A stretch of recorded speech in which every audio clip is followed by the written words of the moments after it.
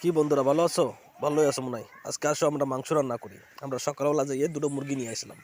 মুরগিটারে মাইদারে দিলাম, মাইরা খেলছিল। তারপর ফটাকসে আমরা মুরগিটারে কেটে দিই, কেটে দিয়ে ছোটো ছোটো পিস করে দিই। মুরগিটারে ছোটো ছোটো পিস করে দিছি। পিস করে কিচেন রুমে নিয়ে আসি, ভালো মতন ধুয়ে কিচেন রুমে নিয়ে আসি। মশলা টশলা দিয়ে পুরি তেরাসে করে দিই। সবচেয়ে পহলে দিলাম লবণ, লবণ দিয়ে আদরক লসুনের পেস্ট ছিল, তো পেস্ট দিয়ে পেস্ট ঢেলে দিলাম একটা বাটিতে। মাংসের পরে ঢেলে দিছি। দেওয়ার পরে পরিমাণ তো লঙ্কার গুঁড়া দিলাম। লঙ্কা দেওয়ার পরে ওর পরে তেল ঢেলে দিলাম। তেল দেওয়ার পরে ওই মাংসটাকে ভালো মতন মিশাই নিলাম। মিশাই নিয়ে যে সময় দেখলাম পুরো মিক্স হয়ে গেছে, সেই সময় মাংসটা ঢেকে তুইলাম। একটা 10 মিনিটের জন্য ঢেকে তুইছি। দেওয়ার পরে চলো গ্যাসটা চালু করি। আসো গ্যাসটা চালু করে দিই। আগে গ্যাসটা চালু করে দিছি। চালু করে কড়াইটা বসাই দিলাম। কড়াইটা বসাই দেওয়ার পরে তার ভিতর তেল ডাললাম।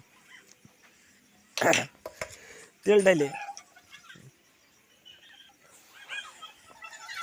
পয়লা তো জিরা ঢাললাম। তারপরে তেলের পরে যে সময় তেলটা গরম হয়ে গেল, জিরা ঢালছিলাম।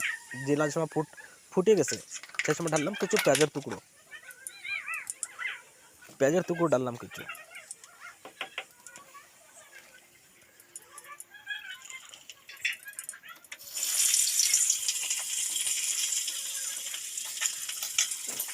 পেঁয়াজের টুকরো ভালো মতো নড়াইলাম। নড়াই যে সময় কনফার্ম করলাম ভালো মতন ফ্রাই হয়ে গেছে।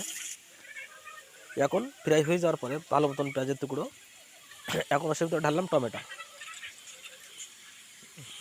ছোটো ছোটো করে আগেতে টমেটো কেটে নিলাম আমি, দিলাম টমেটো ঢালে। টমেটো ঢালার পরে ভালো মতন মিক্স করলাম। মিক্স করে যখন টমেটো জল ছেড়ে একদম হয়ে গেলো, ভালো মতন ফ্রাই হয়ে গেছে, তার ভিতরে ঢাললাম যে ম্যারিনেট করা মাংস। এই তো কিছু আলু ছিল মোটা মোটা, কিছু আলু টুকরো ওর ভিতরে ঢালে দিচ্ছি। আলু ভালো মতন মিক্স করে, এই তো আলু ভালো মতন মিক্স করে নিচ্ছি। তারপরে ম্যারিনেট করা যে মাংস ছিল, ওই মাংসটা ঢেলে দিলাম কড়াইয়ের পরে। এই তো মাংসটা ঢেলে দিলাম কড়াইয়ের পরে। মাংসটা কড়াইয়ের পরে ঢেলে ভালো মতন ম্যারিনেট করে নিলাম। তাকে ভালো মতন করে যেটুক লাগে সেটুক হলদি ঢেলে দিলাম। বাস, দেখতেই পারেন আপন, হলদি ঢেলে দিলাম।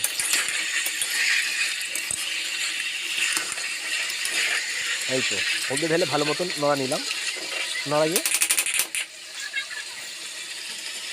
আধা ঘন্টার জন্য ঢেকে দিলাম বিনা জল দিয়ে, কেন কি মাংসতে জল ছাড়বে। ভালো মতন ফ্রাই হয়ে মাংসতে জল ছাড়বে, তার জন্য মাংস ঢেকে দিলাম। তারপর কিছু সময় পরে ঢাকনাটা খুললাম। ঢাকনিটা খোলার পরে আবার একটু নড়াইলাম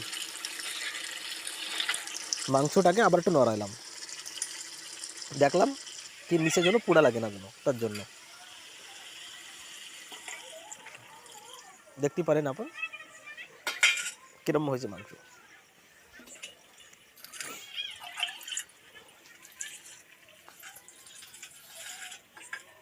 মাংস দেখলাম কি হয়ে গেছে সব কিছু, তা মাংসের পরে ঢেলে দিলাম জল।